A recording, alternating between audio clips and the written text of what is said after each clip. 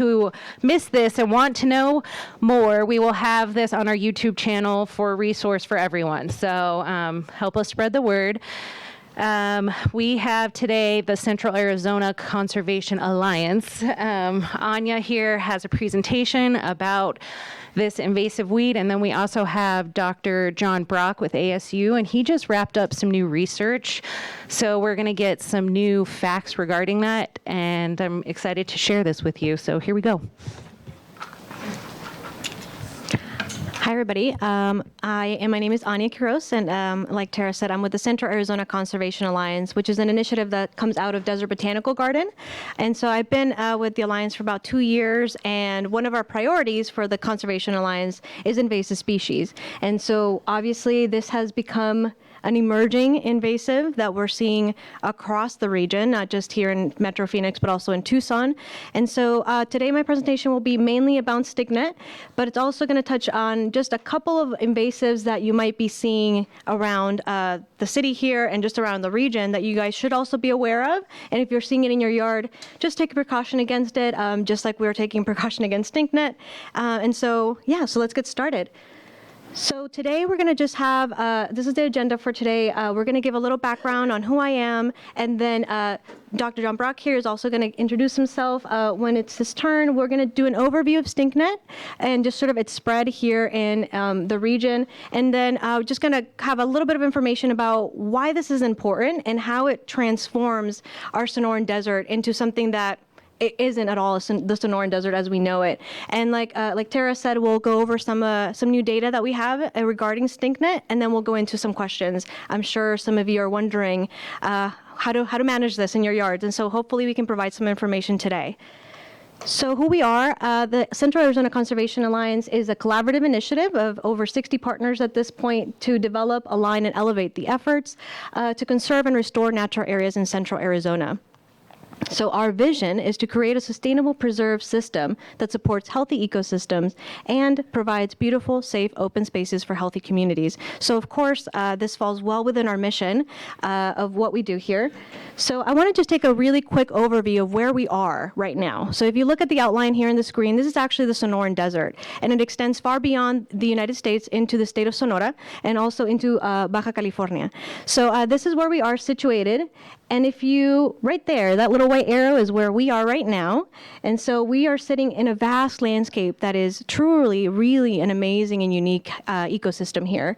So if you guys knew, Arizona is the third most floristically diverse state in the country, and new species of plants are being discovered every day. The Sonoran Desert has more than 4,000 species of plants, and that is actually more than the Olympic rainforest, which is, again, truly an amazing, amazing ecosystem in which we live in right now. It is believed to be the most biodiverse desert in North America, and perhaps even the globe. When we think about a desert, we usually think of just sand and dunes, like maybe the Sahara, but it's actually, again, we have so many species of plants and pollinators and amazing relationships here, so it's something to be protected for sure. And so let's go into Invasive Species 101. So why are invasive species important, and why should we care? It is estimated that half of all birds threatened with extinction are threatened either wholly or in partly due to introduced species. So this is how the ecosystems work, right? Birds eat insects, and insects are found to thrive more on native species. So that's why our backyards are so important, because that is really where the beginning of the bigger ecosystem as a whole. And then 42% of all threatened or endangered species are at risk due to non-native invasive species.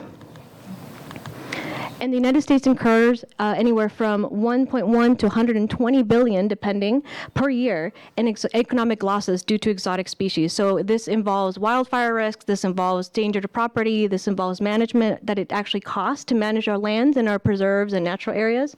So it's a lot of money that goes into it. And again, another reason why it's so important for us to do our part if we can, when we can. And so I'm going to take a quick look at what the Sonoran Desert looks like in its pristine, sort of natural state. If you guys can see, and let me see if I have a little pointer here. Do I have a little pointer on this? It will show up on the screen. Oh, okay. Anyway, so if you look at the screen, we can actually tell that there's quite a few open spaces in between the brittle bushes and the sagebrush, and that is pretty normal in our state. And if you look over here again, we have sort of little annuals that cover the ground here and there, but those dry up. And there's, again, a lot of spaces in between our plants. So what happens when we introduce an exotic or an invasive species? The Sonoran Desert is transformed into a grassland, essentially. All those open spaces are now covered by either buffalo grass, fountain grass, or stinknet now that we have this new threat in our land.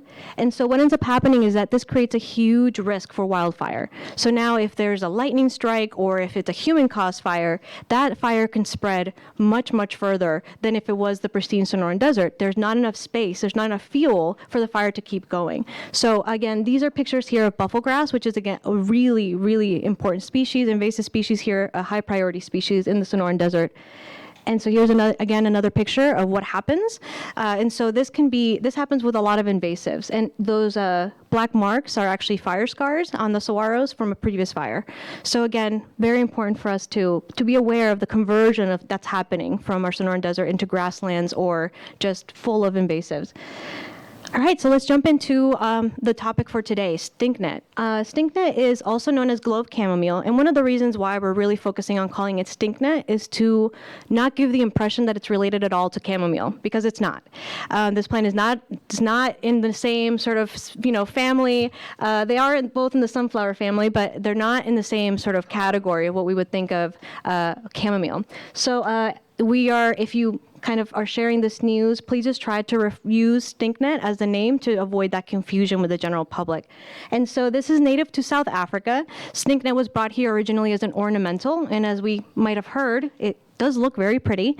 That's kind of unfortunate for us. So I actually have some right here, and I put it over a bag because it's actually seeding.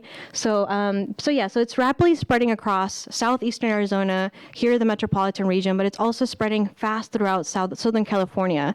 Our neighbors in San Diego, Riverside, are dealing with an explosion of stinknet as well, and really trying to figure out collectively, regionally here in the Southwest, we're really trying to figure out what are we going to do and where did this come from? It kind of appeared out of nowhere. And so we do know that there's a history of stinknet in our region, but it's been until the last few years that it's really exploded in like it has these last few years. And so it is now classified as a noxious weed. This list, the noxious weed list for Arizona, was updated just this last year, and it came into effect January 4th. And so now stinknet is included in that list, along with other invasives that hadn't been included before. So we are very, very grateful to the governor's office for finally updating this after a moratorium on almost 20 years on updating this list. So that means that nurseries can no longer sell this. They can't distribute it. They can't share any of it. It's illegal. And so hopefully that will give us a little bit of a boost to try to raise awareness of it and actually help manage it, because now in effect, it is a law. And so it is a winter annual herb, so it dies every year. It comes up and dies every year with small flowering heads that it sort of appears. They are yellow, and you almost think that they should have white petals like chamomile, but those never grow. It just stays that yellow button. It has very erect stems. It grows, you can actually see it in dense mats, and you might think it's actually one plant, but it's many plants, but it's actually just one that grows very erect. And the stems and the leaves are very strongly scented. The name, it is a name for something. And so one of the easiest ways to identify this, as soon as it's like a baby, which is that first cup, it's a very light, and we can pass this around. But as soon as it starts emerging, you might be confused. Is this a carrot? Is this a poppy? Maybe it's Sahara mustard. The easiest way to tell is the smell immediately. It starts smelling as soon as it pops out of the ground. And so if you guys are passing around, there might be some sensitive people here, so just be mindful of that. It's very pungent. And then in terms of blooming time, it has a staggered germination rate, which is one of the challenges for this plant. So it can germinate and begin blooming anywhere from November through April. And then after April is when it really starts seeding. Although, like I said, one of the challenges of this plant is its staggeredness, which means that it can seed anytime, and it can flower anytime during that time range. So right now, as like I was saying, this plant actually here is beginning to seed. So again, yeah. And then in terms of habitat and elevation, this plant has very little deterrence. It can grow anywhere up to, it says 1,500 to 3,000 feet, but I've just heard from someone here, the mayor, that it can be up until 5,000. So in terms of elevation, it doesn't seem like anything is stopping it in that sense. So we might update that. So it really can grow in any area. Disturbed agriculture areas, riparian areas. I found it in the Tonto National Forest in a wash. So it's very opportunistic in where it grows. And so here's some pictures of what it looks like when it's dry. And so it has a really distinct copper color when it is dry. So if you're driving by a field or an open area and you see this copper color, it's most likely Ville chamomile, Stinknet. So germination, growth, and seed dispersal is favored by wet years. So if you guys recall, a few years ago, I think it was 2017, we had a really wet October. We had those 2 inches that came down, and it's kind of exploded since then. And so luckily, we had some really good wet years these last couple of years, which have done nothing to slow down its growth. The flowering is triggered by lengthening days following the spring equinox. So the peak flower time starts in mid-March, and we are really kind of working our way towards that. And as we're seeing, some specimens are really starting to flower. I think the majority of them are sort of in these beginning phases, which you can kind of see in some of our examples, when they're starting to almost emerge in that yellow button. And the seed ripening and dispersal starts in April, maybe even a little sooner, and goes well into our summer months when it begins to dry up. And so here's some of the stages. And I know that it can be a little confusing when it's young and when it's small. But when it's young and small, you can see from that first picture, it really kind of does look like a little bit like carrot leaves. It could also be confused a little bit with our poppies. But again, if the real sort of key here is the smell. And if you're sensitive, I would be mindful, obviously, of touching too much. But just honestly, if you just slightly put your fingers right here, and then you'll smell it. You don't even need to do much of it. So that if you're having difficulty in IDing it, that's a really good way. And then we start seeing sort of that second phase when it's beginning to flower. And the yellow buttons are starting to emerge. And then, of course, the yellow button does emerge when it's flowering in full. And then we start getting to the seeding phase, which is when you start seeing around the yellow buttons, you start seeing the emergence of those flowers, those disc flowers. And after that is when it starts dropping seed, and it is fine like dust. When I was collecting this specimen here, I shook it a little bit, and it just kind of just falls from the plant. And that's why it's so easily dispersed by wind, by humans, anything. The seed is really fine and has a lot. We have done some preliminary, very, very preliminary look into how many actual flowers, but heads it makes. And an average medium-sized plant, and I'm talking about the smaller medium-sized plants of about maybe 2-3 feet tall, have anywhere from 200 to 500 flower heads. And then each of those heads has around 1,400 actual flowers. So as you can tell, the numbers are pretty astronomical in terms of the seed bank of this plant. And so, which is again why we think when it did come up, it came up in droves. It blankets the ground. And we think it's because obviously it has a huge amount of seed, and it's been kind of accumulating over the years as well. And so the stinknet spread here in Phoenix. This was first reported in Maricopa County in the 1990s. And again, it was brought here as an ornamental plant. By 2005, it had pretty much infested the Ben Avery shooting facility, the U.S. Fish and Wildlife Ranger Station in Cave Creek, and then also parts of the Tonto National Forest. By 2015, it had heavily infested the I-17 corridors and used those corridors as vectors of movement. All invasive species prefer that disturbance, and so the highways are big, big areas in which they also travel, just like we do. Wet years, 2016 and 2018, there were explosions, as we all know, throughout the Metro Phoenix, well into Casa Grande down the I-10. And so that's really where it started moving down to Tucson as well, and Tucson is seeing its own sort of ground zero, and infestation begin down there as well. And the Arizona Native Plant Society is being very, very vocal about giving workshops and clinics down there. So this is our effort of also doing it up here. So that's another picture of disturbed areas. I'm sure you guys are familiar with what this looks like. So this is the Ben Avery shooting facility. This is what we identified as sort of our ground zero, as unfortunate as that might be. So this is where it started. That's actually the drive up. The sign is down there, and that's all Stinknet. And then eventually it just turned into this at the Ben Avery shooting facility. They do, annual expos out there, and they have big crowds that come in from all over the place, which made it just that prime spot for where things started moving out of. And so they were, once they noticed what was happening, they were very active in trying to manage it in their area. So they're aware of it, and they are doing the best they can to make sure that they take care of that shooting facility, especially after last year and the year before that. And so how does seed spread from there? And so we were talking about how small, how fine these seeds can be. Stinknet, again, is that prolific seed producer. And like I was telling you guys before, we did just a couple of preliminary studies, and I feel bad for the research assistant. He was locked in a room counting the seeds. So you can imagine, after 30 minutes, he had to run out of there and just like, I need a breath. And that's another reason how we noticed how pungent the smell is and how it actually really does affect people that have sensitivities or that have any sort of skin sensitivity or even, asthma related things. This really does affect them. So if you do have it in your yard and have that, just be mindful and be careful. Also, in terms of control, we can talk about using a blowtorch and being very careful with the smoke because it's still a very similar issue. So seed drops from vehicles, and again, it uses animals, it uses our shoes, it uses any sort of motorized vehicle to disperse itself. And again, it uses the I-17 and some of those big corridors as its vectors for spreading. So again, with just thinking about where Ben Aver is and the big crowds that go through there, it's sort of just spread around, especially up here in this northeastern corner of our area. So yeah, that's sort of how we surmise the spread happened here in our area. And so these are some pictures of beside highways and besides roads, which again, I'm sure it's kind of a familiar sight down up here.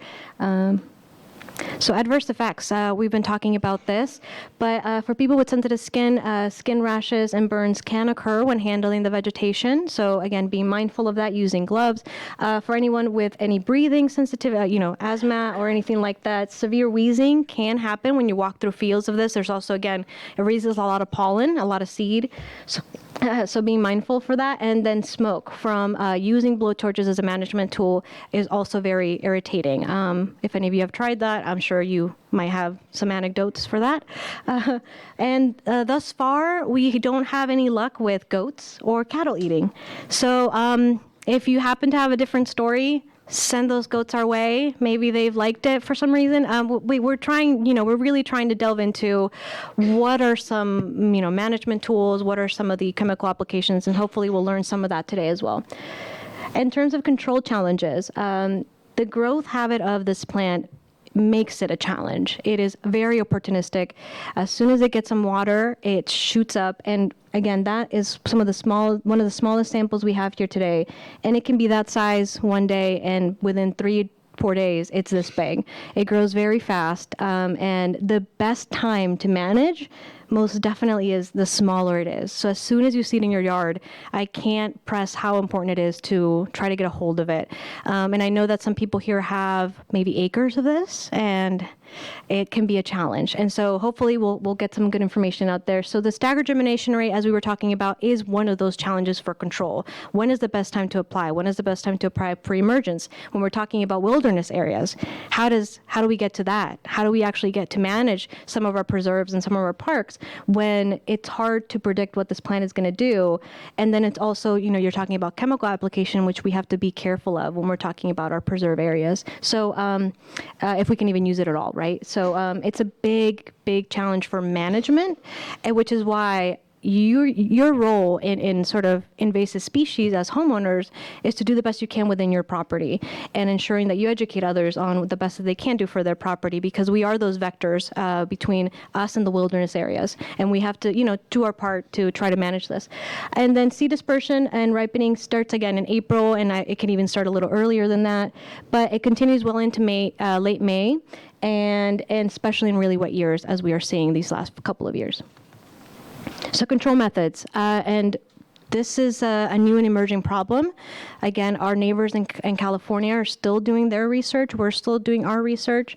And so the knowledge is still incomplete, but we do know this. Manual removal is only effective when initial infestations. After that, it's almost impossible, and it's really hard work. So of course you can manage it manually if you wish to not use any sort of chemical or even natural solutions.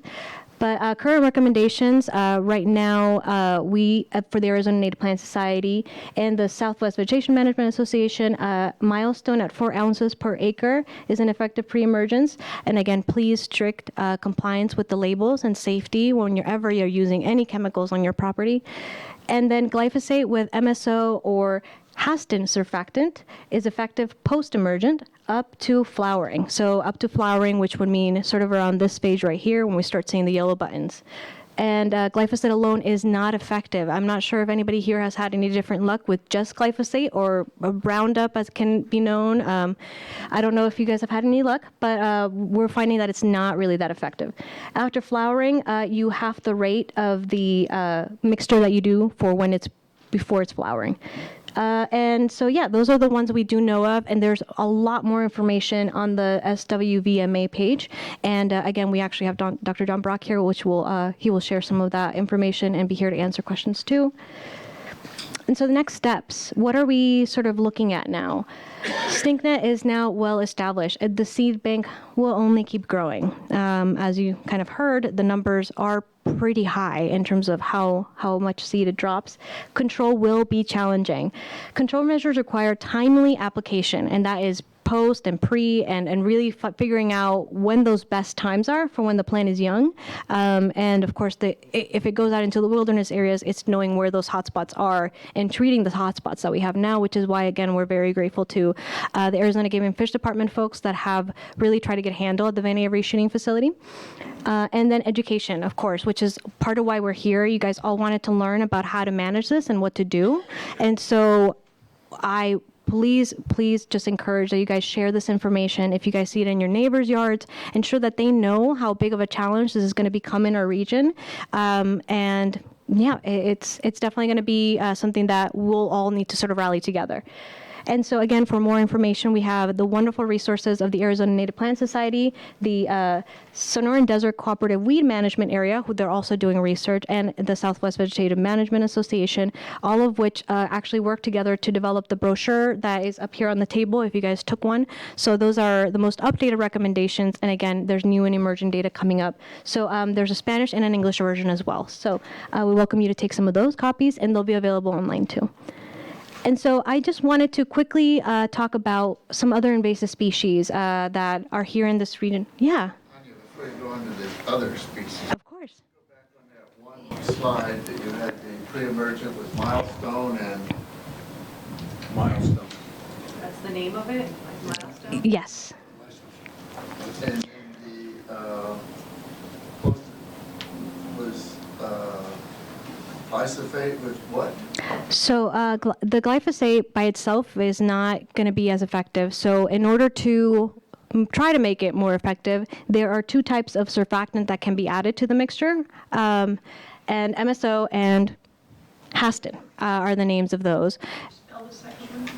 Hasten.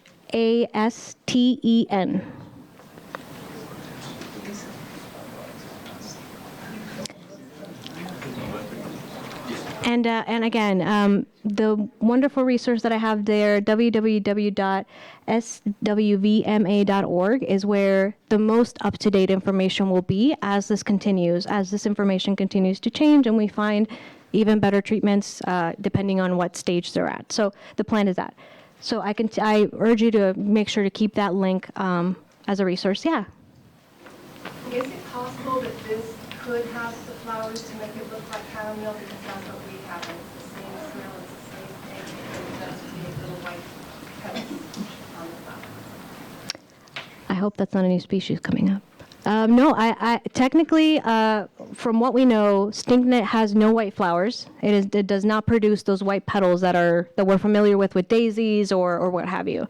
So It's like a little mini daisy, and it has the exact same smell and the same foliage. We're in Canoe Creek off Dixaletta and 63rd. I would not, and without seeing the plant, I wouldn't be sure. But from what the literature we have thus far is that it should not have any petals to it at all, aside from the yellow button. So, We're starting to see this little yellow button like this. here. Beautiful little thing with white flowers. Yeah, like I said, I wouldn't be able to know. However, I would urge you to grab one and bag it for us, and then. I'm going to put my cards up at the table, and then we can, maybe you can send it to me, or we can make sure that because if it's happening, we should know about that. But yeah, and so We will answer questions about Stinknet control and all of that towards the end. Like I said, I'm going to just quickly talk about some of the other invasives that I just feel like everybody just should know about. And yeah, we'll go from there. And I'll come back to any of the slides that you guys want when Dr. Brock too comes up. All right, so these following species that we're going to talk about, and I'm only going to talk about 4 species real quick, have moderate to severe impact on our landscape. And if you guys think about Stinknet now, these plants are Stinknet in 10 years in terms of the challenge that it is, the pervasiveness in our landscape, in our habitats, and how challenging it is to control them. Bufflegrass. I don't know if anybody here knows of that name. This plant is tremendous. And this is originally native to Africa, and this plant, the Africa, the Middle East, Eurasia area, and it was introduced here into the Southwest in the 1930s for livestock foraging, also soil erosion. This plant is still used in Sonora, my native state, to feed cattle, which is a challenge for people down in Tucson when they have a neighboring state that continues to use this plant. But again, it's a key plant for the cattle industry in Sonora, and it used to be here. It creates a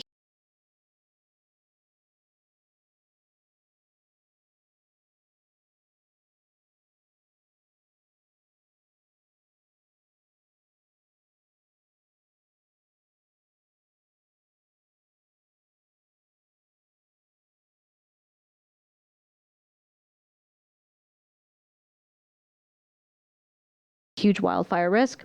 It increases the fuel load, and this has actually been named the foremost threat to our Sonoran desert tortoises because it actually, like I said, creates those monotypic stands, and it removes any of the native flora that they like to eat, and so it decreases their overall quality of life and their just the availability for food.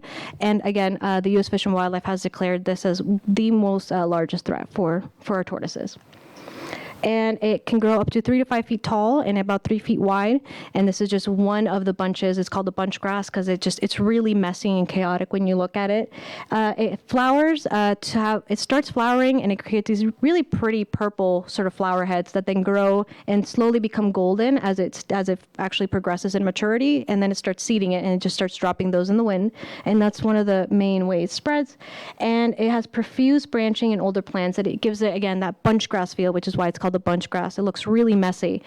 And it blooms from July to October. It's also pretty opportunistic. As soon as it gets some rain, it kind of slowly starts greening up, and you start seeing some of the green come out in between the gold. And it can be found up to into about 3,000 feet of elevation. It loves disturbed areas, and it loves growing alongside roads, and it grows up. It likes growing uphill. So if you're looking uphill and you see something that looks like a grass, it's most likely buffalo grass growing out of the darkest crevice of a rock, which again is one of the challenges for management, right? And then here's another one of our invasive grasses, fountain grass. I've seen some of this actually as I was driving up here today, so hopefully you guys become a little more familiar with it if you're not already with it. This is in the invasive Arizona noxious weed list, and this is also a prolific seed producer. This is another one of the grasses, and although some nurse varieties actually sell a red fountain grass, or they call it a sterile fountain grass, it hasn't been found in the wild yet, and it's a very deep purple color and looks really red compared to some of this green one. And this picture here actually is a wash in Tonto National Forest, and it just keeps going and going and going. And so buffalo grass likes growing up, fountain grass likes growing down into the really wet areas, into the riparian zones, into our washes, which is creating sort of that, every side, we're getting hit from every side here. And so fountain grass can form really dense strands, as you see in this picture, outcompeting native plants and just, again, transforming our Sonoran Desert into a grassland. It is highly flammable, and obviously, much like buffalo grass, it increases the wildfire risk. So if you see this in your yard, a really great way to tell the difference between this and buffalo grass is that this looks like the posh sister of buffalo grass. It's beautiful sort of flower heads, and it's very prim and very proper. It grows straight up. It doesn't look messy at all compared to buffalo grass where it grows in a really dense bunch.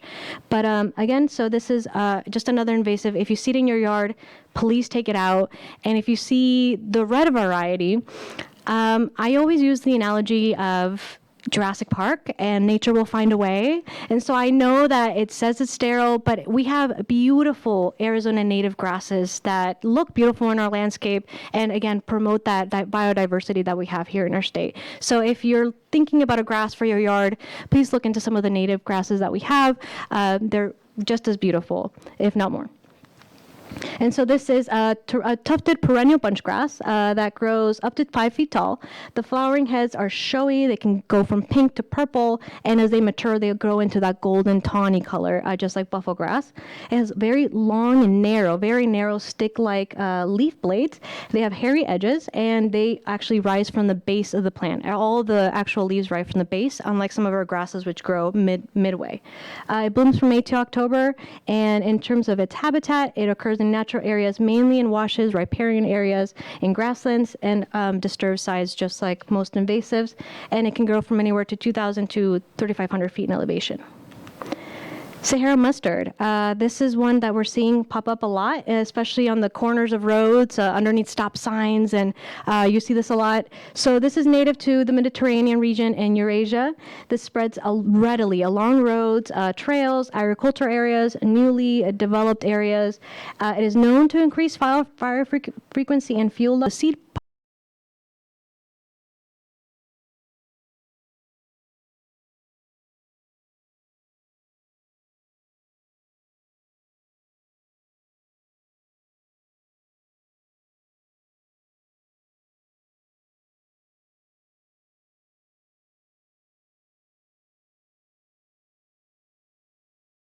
pods actually develop. So the seed pods, if you look at that top right picture, left picture, that's a very thin seed pod, and that's what it looks like. That's spindly growth. And this plant is yellow flowered. It's a winter annual. It flowers those really small petals that I showed you previously. It has deeply lobed leaves. So if you look at the leaves down at the base, they're very low. They go in and out. And it's very distinct of Sahara mustard. And it blooms from late winter to early spring. We're seeing it bloom now. Again, just under any stop sign, when you stop at the side of the road on a red light, if you look to your sides, you might actually be able to see some. And it grows on roadsides, disturbed areas. This plant is actually edible. If you kind of want a salad one day, you can use some of the younger green leaves at the base of the plant, and it's in the mustard family, and it has that sort of mustardy sort of green taste to it. And you can make mustard out of the pods if you want. It would take a really long time, but if you want to collect the mustard pods, you can actually make your own mustard out of it. Another way to control invasives. And then we have London rocket. This is the last one. London rocket is in the same family as the mustard that I just showed you in the brassica family. This you can actually see it out here when you guys walk out. You will see this little plant. It's very similar to mustard and has little yellow cluster flowers, which you can see in the top right picture over there. It is endemic and native to South Africa, and it's a herbaceous annual, so just like mustard, Sahara mustard is an annual seed. The flowers are very, very small, 5 millimeters in diameter. They can be white to yellow, and they come in they have these little tubes around them too that you can actually tell from that right picture. It's widespread, and it's in all disturbed areas. This is, again, kind of like Sahara mustard. You can find this almost anywhere. And was used by the Pima as food. So this is also an edible mustard green if you wish to have a salad, like I said. You can eat the youngest leaves. Those are usually the most tender ones, the better tasting ones. And the seeds were parched and then made into pinole, and leaves were eaten raw, or you can boil or cook them just like any of your typical greens. So here's some more pictures. This is very similar, again, those deeply lobed leaves, just like the Sahara. But if you notice, the slight difference is that these are a little pointier than the Sahara mustard ones. And again, the actual growth of the flower, if you look at the bottom picture on the right, you can tell that it has those offshoots surrounding the flower. And that's really one of the keys way of telling it apart from Sahara mustard, is that flower shape. It can grow up to 75 centimeters tall, and it grows very erect. Again, those basal leaves, the ones at the bottom, are very lobed and arranged in sort of a rosette form, so they start growing around each other. And it blooms from spring till fall. And again, the elevation, it grows pretty much in any disturbed area up to 350 feet in elevation, but again, we can find those in higher than that as well. Common on cliffs and disturbed ground. So I wanted to just show you guys this information about some of these invasives, and just to put it out there. It's, again, some of the things that we're really seeing pop up nowadays. And I know that we have a pretty big challenge when it comes to Stinknet, but I just felt that this was good information for everybody to have if you're seeing it in your yard. And so in summary, invasive species, stinknet, bufflegrass, they decrease biological diversity, and they convert our Sonoran Desert into something that isn't the Sonoran Desert. Grasslands, just monotopic stands of grasses or stinknet, increases fire risk. No matter which of these plants we're looking at, especially if we're talking about bufflegrass, fountain grass, and now stinknet, it really does increase the fuel load in many different ways. I know bufflegrass can burn the actual heat that it emits when it's burning can be up to 1,600 degrees Fahrenheit. So that's insane. We don't know, we don't have that information for stinknet, but bufflegrass like that, it definitely increases fire risk. And then, of course, it produces negative economic impacts, but then also recreational impacts. It's really degrading in the long term what our parks and preserves are as a botanical